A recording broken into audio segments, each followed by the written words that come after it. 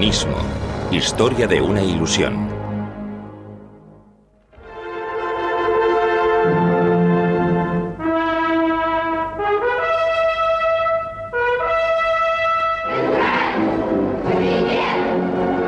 La revolución de Lenin. 7 de octubre de 1981, Plaza Roja de Moscú. La Unión Soviética en el clímax de su poder. 64 años después de la Gran Revolución de Octubre, Moscú se ha convertido en el centro del comunismo mundial y en la segunda superpotencia junto con los Estados Unidos.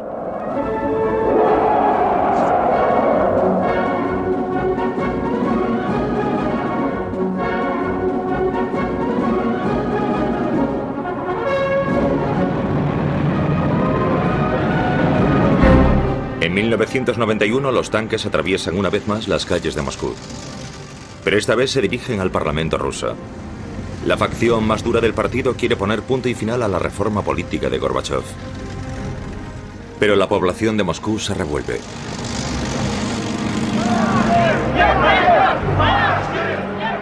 Boris Yeltsin, el primer presidente de la Federación Rusa nombrado en unas elecciones libres, subido a un tanque blindado, apela al pueblo para que oponga resistencia a los tanques putschistas. El putsch fracasa y con él el mayor experimento social y político del siglo XX. Yeltsin ofrece esperanza para una nueva política post-Gorbachov tras el fallecimiento del imperio. ¿El fin de la Unión Soviética significa también el fin de la idea de comunismo? Una idea que ha cautivado la imaginación de gente de todas partes del mundo durante décadas. ¿Cómo se puede explicar el colapso del sistema comunista, la caída desde el poder mundial a la nada política? El sistema fue incapaz de reformarse a sí mismo. Esa es la clave del asunto. Las razones parten de los experimentos precipitados de Gorbachov. No tengo ninguna duda sobre eso. Considero que la idea de crear una sociedad perfecta, yendo en contra de la naturaleza humana, está muerta, porque el error fundamental del comunismo ha sido simplemente el de no comprender la naturaleza humana. El sistema soviético fracasó debido a su absurda idea de que una civilización no podía afrontar los retos de la modernización a través de la industria y de la tecnología informática. Ni los propios burócratas creían ya en el sistema. La gente del partido se hizo cada vez más cínica y corrupta y actuaban maquinalmente, sin ningún tipo de vigor moral. El presidente Reagan estuvo en el sitio adecuado en el momento oportuno. Se encontró al oso muerto y dijo: «Lo he matado yo». Alguna gente que llegó al poder nunca debió haber llegado. No tenían nada que ver con la realización de la idea del comunismo. El comunismo como ideología ha sido emancipadora y como sistema de gobierno opresivo. El mito de la Revolución de Octubre. El asalto al Palacio de Invierno, sede del gobierno, el 25 de octubre de 1917, según el calendario gregoriano ruso. Leyenda y realidad. El famoso director de cine, Sergei Eisenstein, ilustró esos dramáticos acontecimientos con imágenes impactantes. En su película Octubre, las masas revolucionarias, lideradas por Lenin, asaltan el palacio. Su propósito, deponer a un gobierno corrupto. Pero en realidad Lenin no estuvo allí. La famosa película era propaganda. La verdad era completamente diferente. Nadie se dio cuenta de la revolución bolchevique. Fue por la noche cuando tomaron los puentes, los bancos y todo lo demás. A la mañana siguiente, los bolcheviques estaban en el poder. La mañana posterior al golpe, el palacio se vio sitiado por curiosos. Apenas había daños, solo unos cuantos cristales rotos. En el Palacio de Invierno no se destruyó ninguna obra de arte. En la bodega se destruyó todo. Por lo tanto, la Guardia Roja pudo... Se bebieron todos los vinos, de 100 o 200 años, los coñacs y todo lo demás acabó roto. Una verdadera pena. Los responsables de todo eso fueron varios cientos de miembros de la Guardia Roja y marinos bajo el mando de Leo Trotsky. Fue la primera evidencia de su talento como estratega. Trotsky, que inició el golpe, dijo una vez: que un ejército disciplinado y leal habría sido suficiente para frustrar el golpe, pero tal ejército no existía. El gran vencedor de la revolución bolchevique es Lenin. Su voluntad inflexible dirigida a alcanzar el poder le ayudó a imponerse dentro de su propio partido para hacerlo luego en toda Rusia. Vladimir Ilich Ulyanov nacía en 1870 en la localidad rural de Simbirsk, hijo de un inspector de enseñanza. Su madre, hija de un aristócrata, es una demócrata ilustrada que transmite sus ideales a sus hijos. Vladimir demuestra talento y una inteligencia extraordinaria como alumno. Cuando su hermano Alexander es ejecutado en 1887 por participar en el intento fallido del asesinato del zar, Vladimir elige también el camino de la revolución. Unos años después adopta el nombre de guerra de Lenin. Mirando a nuestros líderes, desde Lenin a Putin, proceden todos de la clase obrera, campesinos o trabajadores con una educación elevada. Todos, excepto el propio Lenin, y eso es crucial. Lenin pertenecía a la aristocracia y de ese modo entrelazó lo antiguo con lo moderno.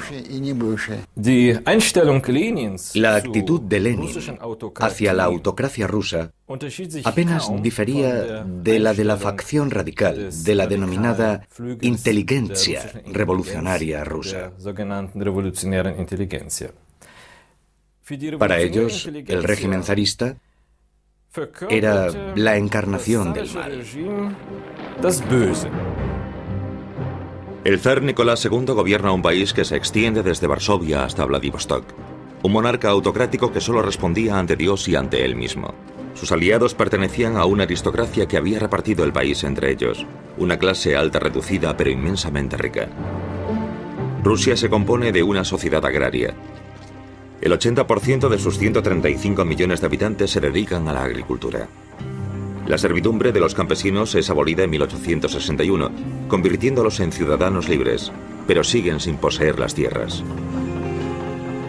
Comparados con los campesinos, eran pocos los trabajadores industriales, 3 millones.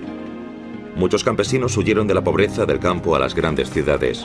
En las pocas fábricas que había en San Petersburgo, Moscú y Minsk, trabajaban por unos sueldos míseros, a menudo durante 18 horas al día.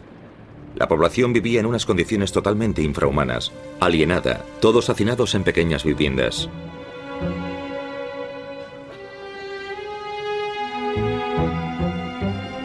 El régimen zarista resiste cualquier tentativa de democratización.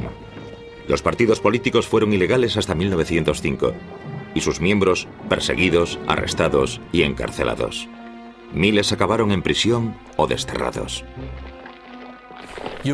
Cuanto más atrasado está un país, más probabilidades hay de que se produzcan acciones de protesta violentas. Y cuanto mayor sea la presión ejercida por el Estado, la policía y los militares sobre una sociedad, menores son las posibilidades de que los objetivos marcados por los movimientos socialistas se lleven a cabo por medios democráticos. Consistía en la visión de forjar una civitas sin explotadores, una sociedad igualitaria en la que únicamente existiesen los trabajadores y los explotadores fuesen degradados a ciudadanos de segunda clase. La sociedad occidental más pragmática transformó el marxismo y la socialdemocracia en su interior. La mentalidad rusa quería llevar a cabo todas esas cosas, siguiendo los manuales a rajatabla. En noviembre de 1895, Lenin funda la Liga Revolucionaria para la Liberación de la Clase Obrera. Acusado de agitación política, es deportado a Siberia en 1897. Está casado con la revolucionaria Nadezhda Krupskaya. Después de su deportación, Lenin abandona Rusia camino del exilio. Teórico brillante y orador nato, Lenin se convierte en líder del ala radical de los socialdemócratas rusos.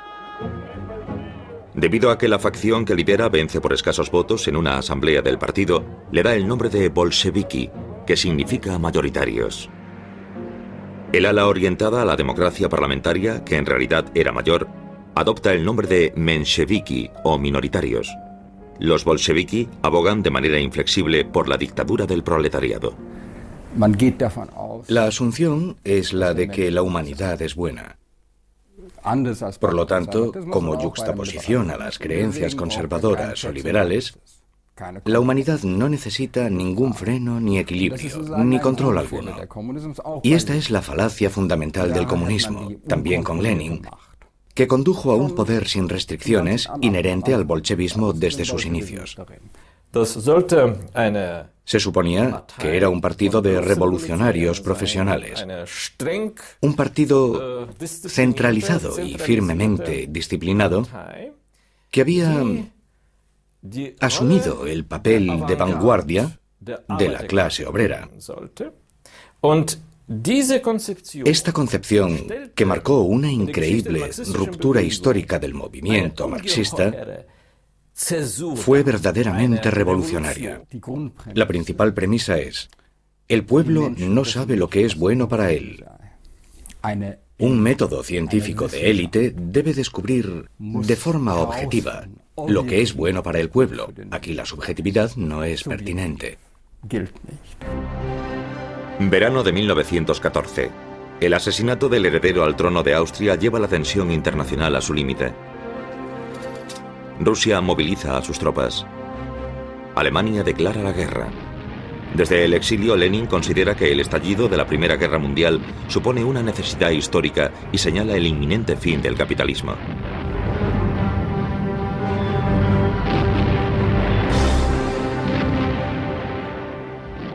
Las privaciones de la guerra intensifican la tensión económica y política en Rusia. La multitud protesta contra el hambre, la guerra, el gobierno y el zar. Nicolás II se ve obligado a abdicar después de la Revolución de Febrero. Se forma un gobierno provisional y consejos de trabajadores y soldados a lo largo de todo el país, los soviets. Las diferencias irreconciliables entre el gobierno parlamentario burgués de Kerensky y los soviets radicales impedían buscar soluciones a problemas urgentes. Mientras la guerra causaba estragos en la mayor parte de Europa, Lenin, exiliado en Zúrich, formulaba su programa radical. Rechazaba una república parlamentaria y en su famosa tesis de abril pide la supresión del gobierno provisional y la asunción del poder por parte de los soviets. La reacción de los camaradas de Lenin en Rusia es poco entusiasta. Uno puede llegar a pensar que el largo exilio de Lenin no le permitía una comprensión acertada de la realidad rusa, que había perdido todo contacto con ella. La solidaridad de todas las fuerzas revolucionarias estaba al orden del día. Es necesario recordar que Lenin irrumpió en la revolución cuando ya se había desencadenado. Él no fue la persona que comenzó realmente la revolución. En esa época él vivía en Suiza, bebía cerveza y discutía sobre economía alemana. Lenin se da cuenta de que debe regresar a Rusia para encabezar el movimiento. Sus objetivos son el armisticio inmediato y una importante reforma de la propiedad. Busca el apoyo de las masas. El gobierno imperial alemán ofrece libertad de paso a Lenin y a otros revolucionarios exiliados. Los exiliados atraviesan Alemania en un vagón de tren sellado. El regreso de Lenin a San Petersburgo debería desestabilizar a Rusia, enemigo de guerra de Alemania. La Revolución Rusa, una oportunidad para el Supremo Comando Militar alemán para finalizar la guerra con éxito en el frente del Este. El eslogan pegadizo de Lenin, "Acabemos con la guerra imperialista ya", y su otro eslogan, "Robad lo que os han robado", incitaba a los campesinos a confiscarle sus propiedades a los terratenientes. Esos eslóganes tuvieron un efecto enorme en el campesinado ruso y en la clase más baja del país. Y Lenin se adaptó al estado de ánimo de las clases rusas inferiores. A su llegada el 16 de abril de 1917, Lenin es recibido con entusiasmo por sus seguidores. Al día siguiente pronuncia un discurso con su programa ante una asamblea del partido bolchevique. La revolución burguesa de febrero debe ir seguida de la revolución socialista. Insiste en esta decisión, una rebelión armada con el objetivo de hacerse con el poder. En mayo de 1917, Leo Trotsky regresa a Rusia. También él, miembro activo del movimiento de la clase obrera de finales del siglo XIX, fue desterrado a Siberia debido a sus actividades clandestinas y vivió durante muchos años en el exilio después de haber escapado. Lenin y él pedían la supresión del gobierno provisional, así como la revolución mundial. Trotsky organiza el asalto al Palacio de Invierno, pone al gobierno provisional bajo arresto y ayuda a Lenin y a los bolcheviques a llegar al poder. Accedió al poder en uno de los países más atrasados del mundo. 140 millones de habitantes, una sociedad agraria, pocos trabajadores en la industria y un porcentaje de analfabetismo del 80%. El país entero estaba en ruinas, destruido a raíz de 3 años de la Primera Guerra Mundial. Y ahora los revolucionarios se enfrentaban a la contradicción de querer construir una nueva sociedad socialista, la contradicción entre luchar por un ideal y la realidad. Inmediatamente después de la victoria de la revolución, el nuevo gobierno, el Consejo de los Comisarios del Pueblo, puso en práctica los planes de Lenin.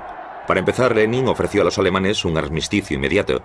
Bajo el espíritu de la Revolución Mundial, los soldados alemanes y rusos confraternizaron. El otro proyecto de Lenin, la reforma de la propiedad, también se llevó a cabo inmediatamente. Debido a que los soldados campesinos querían volver a casa, se disuelve el ejército. Se expropiaron las grandes propiedades sin ningún tipo de compensación y después de medirlas se entregaron a los campesinos sin tierras. El viejo sueño del campesinado ruso se hizo realidad. Millones de campesinos se convirtieron en propietarios. Por una parte, la doctrina marxista fue muy importante para Lenin. Y la doctrina marxista estipula que esta tierra debe ser nacionalizada. Por otra parte, Lenin poseía un profundo sentido de lo que quería la población agraria, a diferencia de muchos marxistas dogmáticos, incluso pertenecientes al partido bolchevique. Y él sabía que la nacionalización inmediata de la tierra supondría una medida que provocaría el enfado del campesinado y también su rechazo al sistema.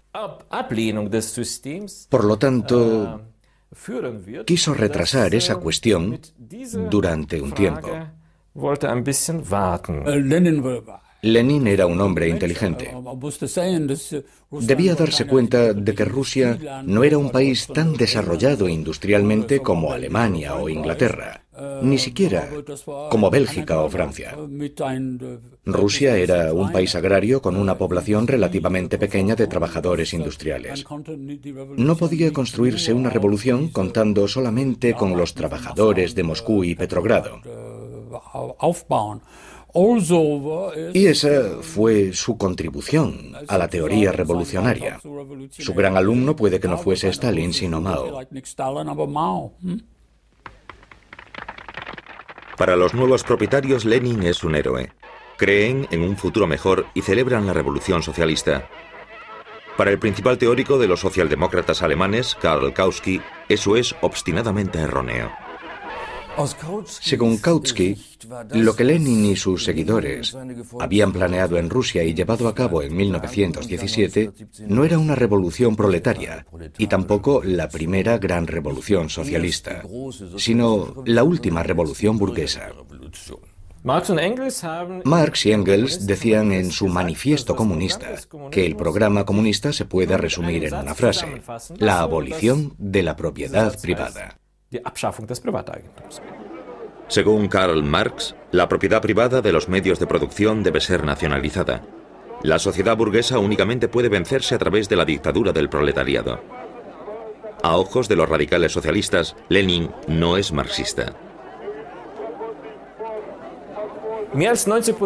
Más del 90% de la tierra cultivable de Rusia estaba en manos de los campesinos cuando tuvo lugar la guerra civil. Por lo tanto, podría decirse que era un marxista dogmático, pero flexible. Incluso de una forma más radical, uno podría preguntarse: ¿era Marx realmente marxista? Isaac Berlin escribió una vez: si Marx se levantase de su tumba, diría, por encima de todo, no soy marxista. Para Lenin, no se trataba solo de una dura lucha ideológica. También estaba vinculada a su absoluto desdén por quienes creían en esas ideas. A pesar de todo, Lenin casi nunca utilizó palabras duras contra sus oponentes. No, era tranquilo, a decir verdad. Todo su odio y desdén iba dirigido contra los liberales y socialdemócratas. Sin embargo, deberían estar mucho más próximos a él que sus auténticos adversarios. El 25 de noviembre de 1917 se celebran las primeras elecciones libres en Rusia. Por primera vez en la historia las mujeres tenían derecho a voto. Vence el Partido de los Socialrevolucionarios. Los bolcheviques consiguen solo la cuarta parte de los votos. Lenin presiente que su poder está en peligro y en diciembre crea la Policía Secreta Nacional, la Checa. Los bolcheviques, como todos los partidos de izquierda o de centro, lucharon contra el régimen zarista y por una asamblea constitucional resultante de unas elecciones libres con votos secretos. Finalmente, en noviembre de 1917, tales elecciones tienen lugar. Y a principios de enero de 1918 se forma la Asamblea Constitucional, dejando patente que el 70% de sus miembros pertenecían a un partido campesino. Cuando el 18 de enero de 1918, en su primera reunión, los diputados de la Asamblea Constitucional votan en contra de que se transfiera todo el poder a los soviets, Lenin abandona la sala. Fue la última reunión que permitieron los bolcheviques.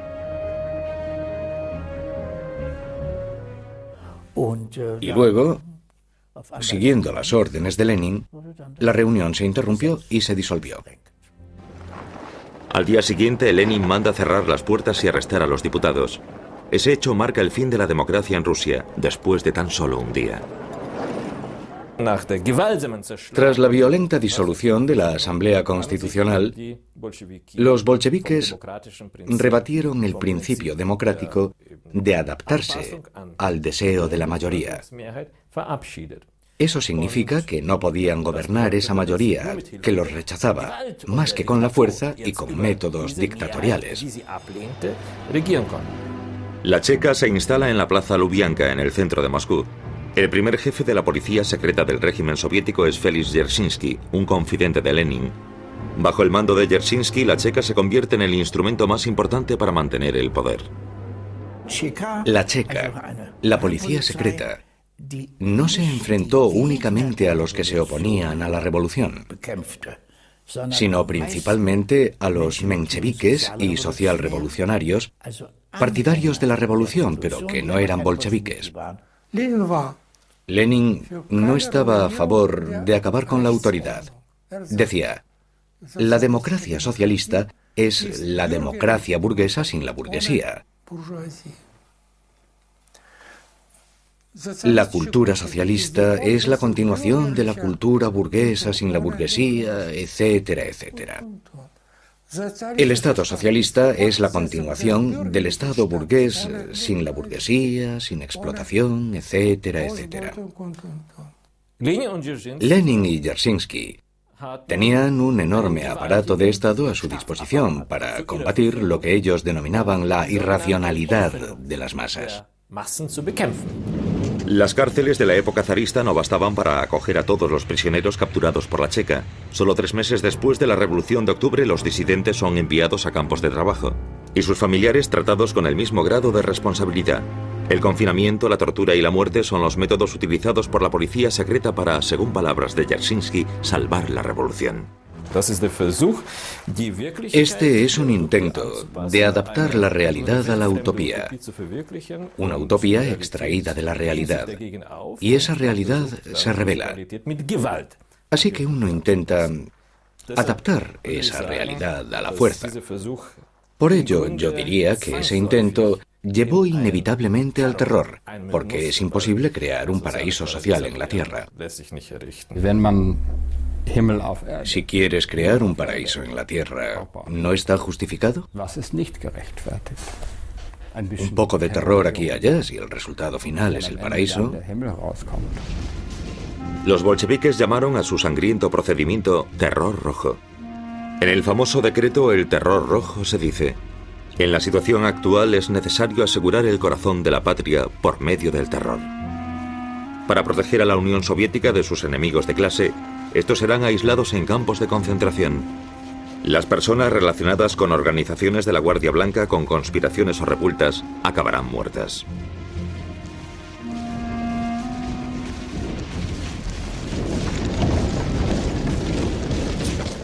Glorificar este terror rojo y la necesidad de racionalizarlo, creo que eso se corresponde, por una parte, con restos del pensamiento de la Primera Guerra Mundial, y que por otra procede de la idea de que solo mediante la fuerza se puede abrir un camino mejor. El término terror socialista es una contradicción en sí mismo. Se allanó el terreno para muchas de las cosas que después sucederían bajo el mando de Stalin. El fin justifica los medios, ¿no es así? Y, como se puede apreciar por la acusada defensa del terror por parte de Lenin, no es algo que empezase con Stalin. El gobierno bolchevique recibe amenazas tanto de dentro como de fuera del país. El armisticio con Alemania moviliza a los demás adversarios de la guerra. Gran Bretaña, Francia y los Estados Unidos envían tropas a Rusia. En el sur de Rusia, los cosacos se rebelan. Los propios aliados, junto con los antiguos contingentes de las tropas zaristas, forman el denominado Ejército Blanco. Para la mayoría de la población rusa, los campesinos y los obreros que rechazaban el bolchevismo, el Ejército Blanco representaba el antiguo régimen. El mismo antiguo régimen que restituiría el sistema de clases que los bolcheviques habían abolido en 1917. Lenin encarga a Trotsky la formación del Ejército Rojo con obreros y campesinos.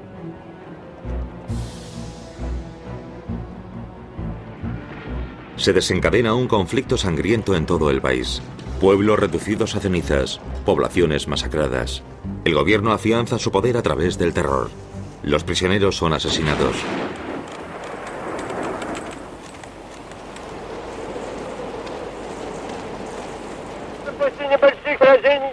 Lenin pide al Ejército Rojo que resista.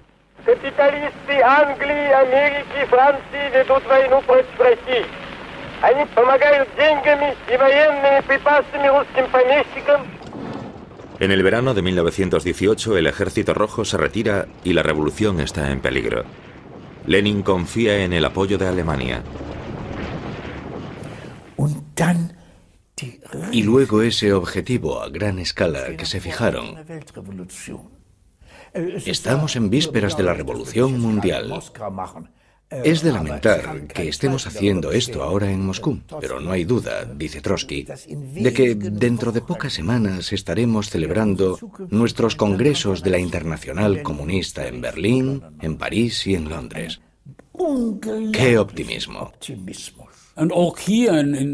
Y también aquí, en los Estados Unidos, se produjeron grandes huelgas industriales y disturbios. Problemas de regulación, reajustes económicos y sociales después de la guerra.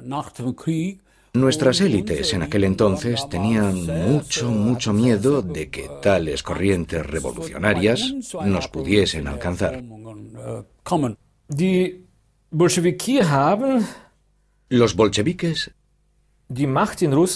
ganaron poder en Rusia con el propósito de iniciar una revolución mundial.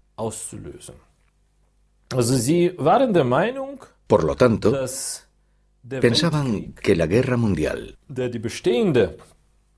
que había hecho añicos el orden capitalista existente, era la única oportunidad de los partidos proletarios para abolir el capitalismo de una vez por todas. La verdadera victoria de la revolución del proletariado debía tener lugar en Occidente, según Lenin. Después de perder la guerra, la revolución llega a Alemania. Se produce la escisión del SPD para dar lugar a los socialdemócratas de la mayoría e independientes, el USPD, y a la revolucionaria Liga Espartaquista que sigue el modelo de la Revolución Rusa. En estas grabaciones, el diputado del SPD y presidente del Parlamento, Philipp Scheidemann, informa. Ya en la mañana del 9 de noviembre de 1918, el Reichstag parecía un campamento militar. Obreros y soldados entraban y salían. muchos llevando armas. Eber y yo nos sentamos ansiosos en el comedor con algunos amigos. Como era habitual, solo se sirvió una sopa aguada. Luego un grupo de obreros y soldados irrumpieron en la estancia y vinieron directos a nuestra mesa. 50 personas gritando a la vez: Scheidemann, ven con nosotros. Philipp, tienes que salir y hablar. Liebknecht quiere declarar una república soviética. ¿Qué? La situación estaba clara para mí. ¿Alemania una provincia de Rusia? ¿Una rama soviética? No y 1000 veces no. Vi la locura soviética ante mí. El reino zarista del terror sustituido por uno bolchevique. No, eso en Alemania no, con todo lo que se estaba sufriendo ya. Para anticiparse a Karl Liebknecht, Philipp Scheidemann declara a Alemania como república democrática. No debe suceder nada que deshonre el movimiento obrero. Manteneos unidos, leales y honrad vuestro deber. La vieja y corrompida monarquía se ha derrumbado. Larga vida a la nueva. Larga vida a la República Alemana. Entre los herederos políticos de Marx y Engels sobreviene una contienda fraternal. Mientras los socialdemócratas de la mayoría de Scheidemann eligen el camino de la democracia parlamentaria, la izquierda radical lucha por el sistema del Consejo Obrero Soviético. Todo el poder para los consejos obreros. Este fue el eslogan de la Liga Espartaquista fundada en 1916 por Karl Liebknecht y Rosa Luxemburgo. Opino que Rosa Luxemburgo era tan, yo diría, demócrata fundamentalista, que tenía que rechazar todo aquello que perjudicase al desarrollo democrático, porque eso conduciría al despotismo. Rosa Luxemburgo fue, en mi opinión, la única figura revolucionaria de Europa que podría rivalizar con Lenin, llegando él incluso a aceptarlo. Nacida y criada en Polonia, Rosa Luxemburgo vive en Berlín desde 1899 y se convierte en la principal representante política de la izquierda alemana. En 1918 cofunda el Partido Comunista. Cada vez dedica más críticas a la izquierda militante, así como a los grandes líderes de la Revolución Rusa. Ella había observado también que Lenin no vacilaba a la hora de enfrentarse a sus oponentes. Sin embargo, debo decirlo, a pesar de la previsión del bolchevismo, si mira sus bases políticas y especialmente su famosa frase sobre que la libertad siempre será la libertad de aquellos que piensan diferente, te das cuenta de que lo que ella pensaba y quería no era tan liberal y pluralista como podría parecer a primera vista. En sus obras figuran curiosos e interesantes pasajes en los que se dice que la mayoría decisiva no siempre tiene por qué ser cuantitativa. Eso es algo relevante. Por lo tanto, Rosa Luxemburgo tenía un profundo sentido de los problemas del poder. Vio el gran peligro que suponía que la acción de la minoría terminase en catástrofe. Pero por otra parte, debido a su aparente fe en la espontaneidad de las masas, ya no fue capaz de contradecir la acción masiva una vez que se produjo. Y así es como justifica ella la revuelta espartaquista, algo que no hubiese querido. Los marinos revolucionarios ondean la bandera roja en la puerta de Brandenburgo. La Liga Espartaquista cree, al igual que su gran modelo Lenin, que ha llegado la hora de rebelarse. Y el 6 de enero de 1919 declara que el gobierno provisional de Alemania ha sido destituido.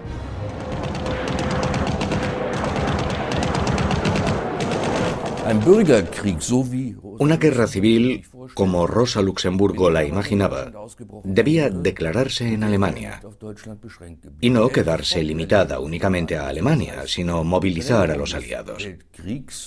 Eso significaba prolongar la guerra mundial, y eso era una irresponsabilidad a ojos de los gobernantes socialdemócratas, lo peor que podía imaginarse. Para luchar contra los rebeldes, las tropas del gobierno recibieron el apoyo de los Freikorps, tropas voluntarias formadas a partir de la disolución del ejército imperial. La revuelta se sofoca con una auténtica carnicería. Karl Liebknecht y Rosa Luxemburgo son arrestados y posteriormente asesinados por miembros de los Freikorps. Si los partidarios de la lucha de clases revolucionaria no se hubiesen escindido del sistema socialdemócrata, y si el sistema socialdemócrata se hubiese adherido al dogma de la lucha de clases y al rechazo riguroso a cualquier cooperación con los partidos burgueses, entonces la democracia parlamentaria, denominada la República de Weimar, jamás habría existido. Además, la facción de los socialdemócratas de la mayoría nunca habría sido capaz de hacer lo que debería hacer para asegurar el desarrollo democrático en Alemania, es decir, colaborar con los partidos burgueses moderados. Tanto el requisito previo como el lastre de la República de Weimar fue la división del movimiento obrero durante la Primera Guerra Mundial. El 19 de enero de 1918 se elige el Congreso Constitucional de la República de Weimar. Los vencedores son los partidos burgueses. Alemania es ahora una democracia parlamentaria y una república federal. La revolución siguiendo el modelo ruso ha fracasado.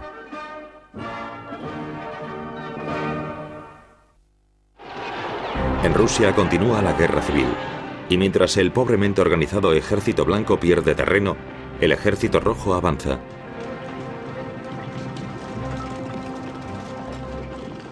Leo Trotsky forma un ejército de 5 millones de soldados. En su famoso tren blindado se dirige al precario campo de batalla y refuerza la disciplina. Los desertores acaban muertos inmediatamente. Las tropas soviéticas vencen al Ejército Blanco y a sus aliados extranjeros.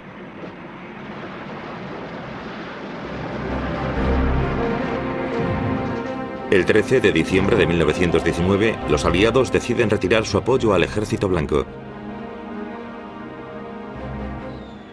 El Ejército Rojo desfila celebrando la victoria.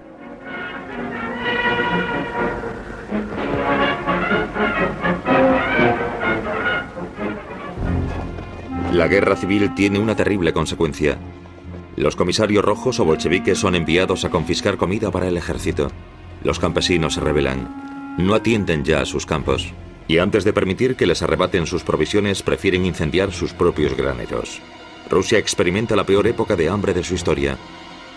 Mueren más de 5 millones de personas. Lenin y sus bolcheviques han ganado la guerra civil.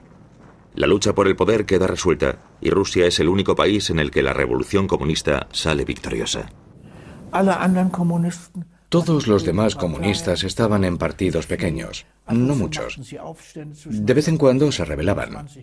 Entre 1919 y 1924 se produjeron unas 40 revueltas, todas ellas reprimidas. Y llegan los comunistas rusos. Lo han conseguido. Eso fue solo el principio. Una verdadera buena voluntad para dejar que los comunistas rusos tomaran el mando. En julio de 1920 tiene lugar en Moscú el segundo Congreso de la Internacional Comunista. La revolución mundial solo puede tener éxito, declara Lenin, si la política y las acciones de todos los partidos políticos se controlan centralmente desde Moscú. Y a ese respecto, el Partido Comunista Ruso, como se hace llamar ahora, es generoso. Era un secreto a voces que había muy pocos partidos comunistas con dinero suficiente para financiar de manera independiente sus actividades. Todo lo demás se hacía desde Moscú, mediante instructores que llegaban y distribuían el dinero para que se invirtiese buscando el máximo beneficio de la Internacional Comunista y del gobierno soviético. Todos y cada uno de los funcionarios sabían que todo su dinero procedía de Moscú. Con una campaña de propaganda masiva se confía en atraer al pueblo al comunismo. Se envían obreros del partido al campo en trenes especiales para enseñar al pueblo a leer y escribir, a la vez que exponen sus ideas. Tras la opresión y la explotación del pasado, el proletariado debe asumir ahora el liderazgo. En las fábricas decidirán los trabajadores. Se abolirá el sistema de beneficios. Se construirán viviendas, hospitales y escuelas. De ahora en adelante, todo lo que se haga será en beneficio del pueblo. Y serán los comunistas los que muestren el camino hacia ese futuro glorioso. Se emprende la educación sistemática del pueblo a gran escala, basada en los principales ideales humanistas.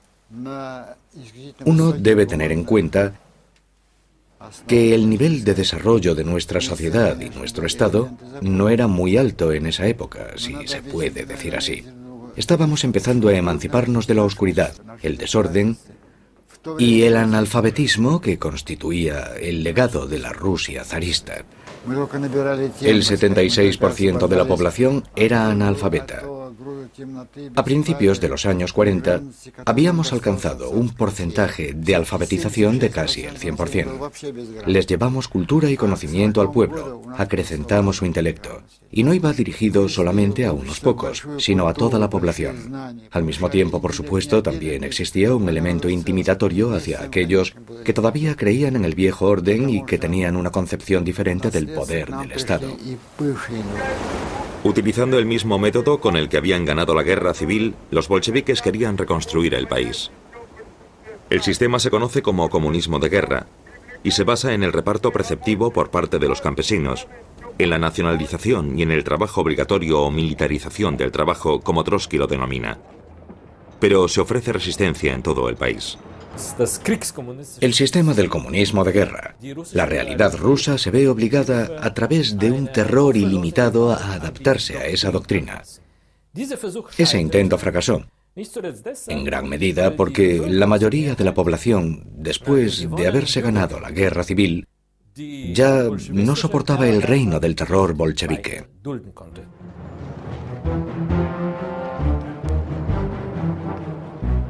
En enero de 1921, los trabajadores de Petrogrado inician una huelga. El gobierno responde con ley marcial y se producen arrestos arbitrarios en masa.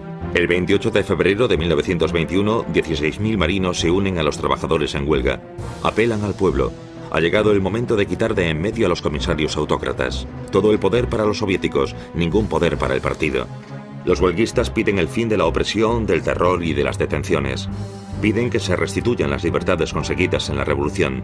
También las elecciones con votos secretos, la libertad de expresión y la formación de otros partidos.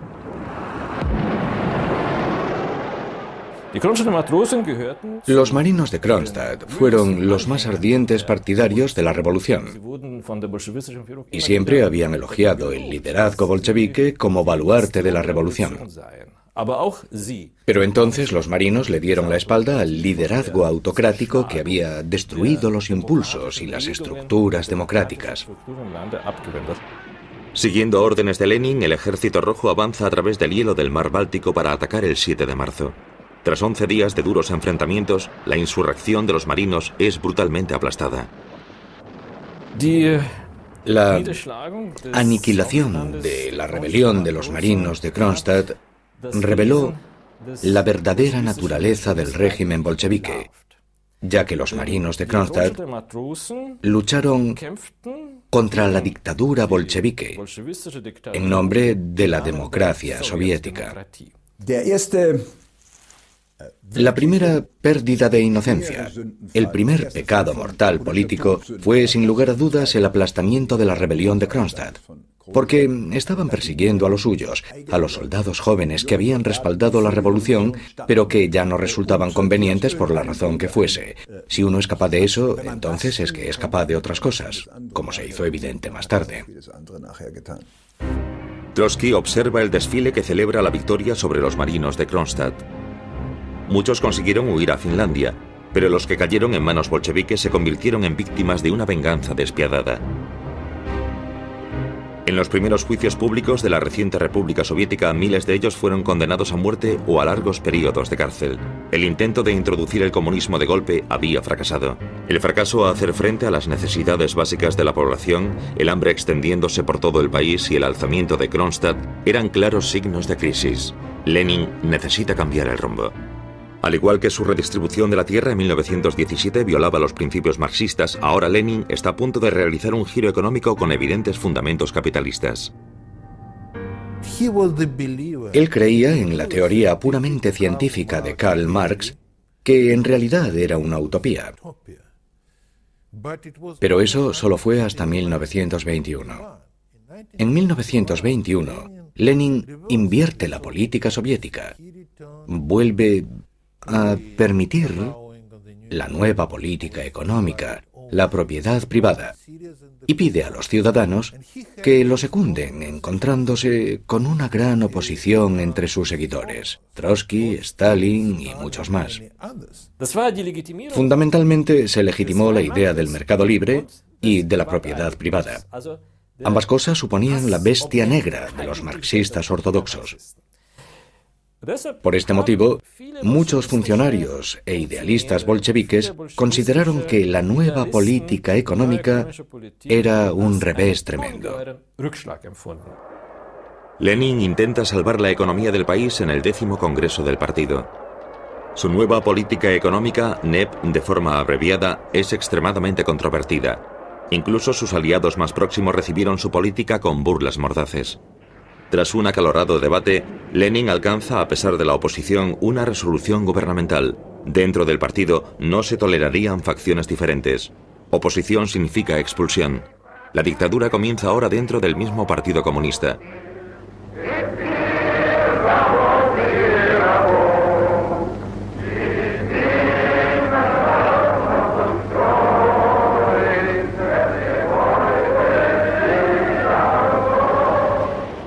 La economía rusa se recupera. El optimismo flota en el aire. Pescadores y granjeros venden sus productos en el mercado. Ahora se pueden comprar cosas con dinero y eso se convierte en un incentivo para trabajar. Incluso en lo más alto de la NEP, el nivel de vida de la Unión Soviética y de Rusia alcanzan un máximo histórico. La bolsa y los bancos vuelven a abrirse. Lenin llega al punto de invitar a los capitalistas de Occidente a invertir en Rusia para ayudar a combatir el déficit económico del país. Debemos otorgar concesiones a la burguesía extranjera y al capital externo. Fueron las palabras de Lenin en la Tercera Internacional Comunista. Pero muchos de sus camaradas estaban convencidos de que la nueva economía de Lenin traicionaría los principios básicos de la revolución. ¿Y cuál fue entonces la reacción de Stalin a esas propuestas? Que eran producto de una mente enferma.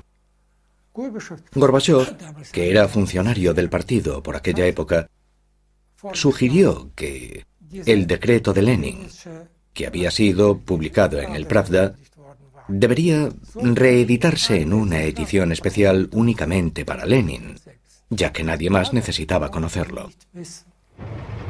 En mayo de 1922, la salud de Lenin se deteriora dramáticamente. Sufre su primer infarto. Le sucederían dos más.